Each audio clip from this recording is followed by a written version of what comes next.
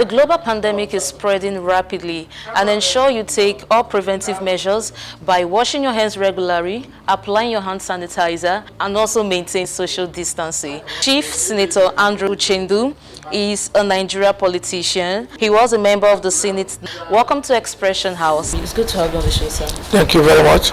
Now, due to the escalating global impacts of the pandemic, many economies around the globe have witnessed reduced economic activities. Nigeria, the most populous country in Africa, is awakening to a new economy and social reality as a result of the COVID-19 crisis. Now, is there any maximum possibility that the economic system will be recovered? It will be difficult. As a matter of fact, one will put it this way, that the world is under siege. Humanity is under attack. And no country, no government is left out. It's unfortunate. Those who are on the saddle today, they are facing a very difficult situation. And they shouldn't be blamed for that, because this is a natural phenomenon. Having said that, recovery will be very, very slow. But I think if Nigerians put on their thinking cap properly, it may not be too difficult for Nigeria to come out of it. Why do I say so? The pandemic is an unfortunate development in the world. My heart and hearts of majority of Nigerians go to the families that have lost their loved ones. But in every situation, some opportunities are generated. And one opportunity that has been generated for Nigerians is that we must now put on our thinking cap. And in putting on our thinking caps, we should realize, before now, hitherto, let me put it that way, we have been generally living false lives. Yeah, exactly. We have been living false lives, depending more on consumption than on production. As I am today, and majority of my own contemporaries are thinking of going back to the land. Nigeria has a preponderance of unemployed youths.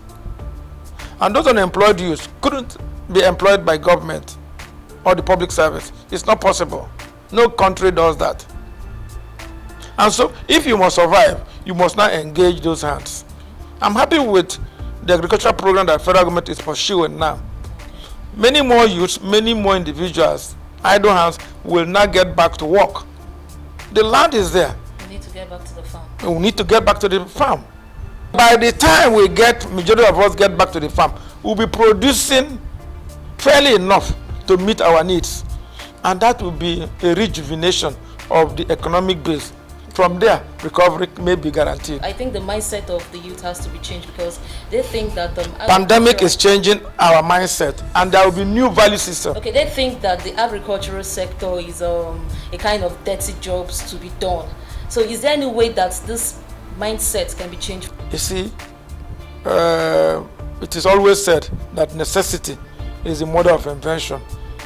By the time you face hunger, by the time we all face hunger, nobody will tell us there are no options other than to get our hands soiled. There are people that will do the real labor. Okay. There are those that will do the planning. There are those that will do the funding. We should, scrape that off our skulls, that farming is a dirty job.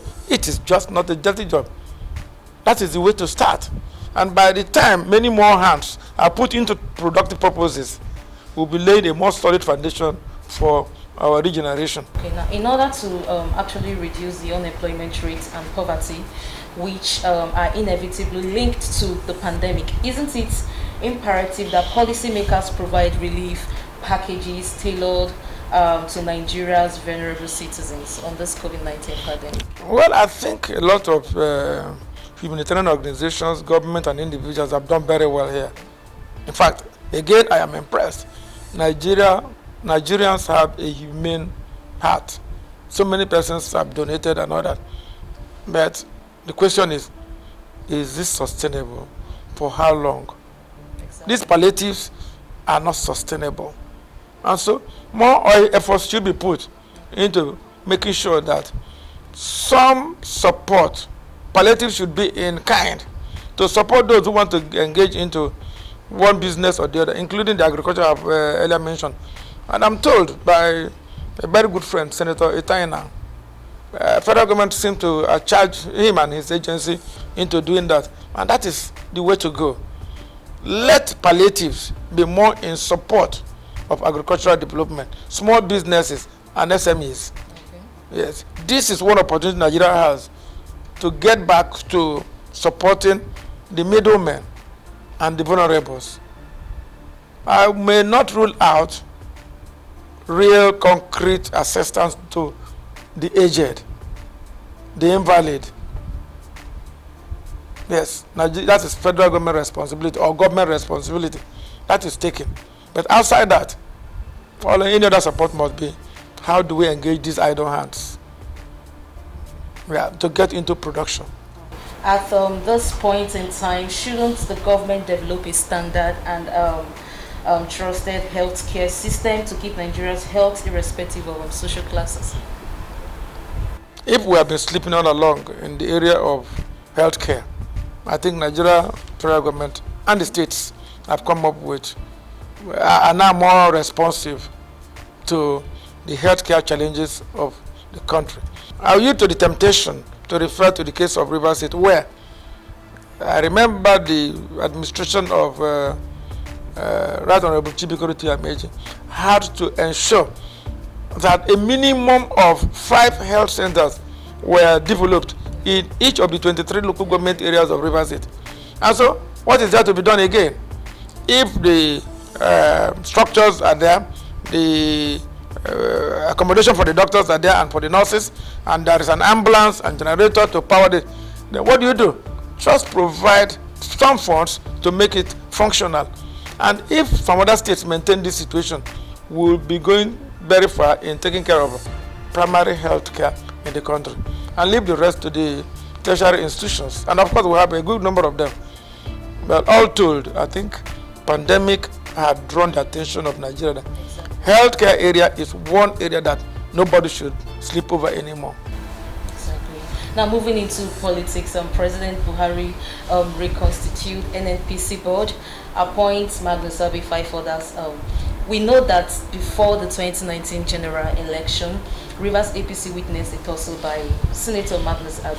So did his appointment come to Nigerians as a shock? Magnus Abe was a senator of the Federal Republic, just as I am.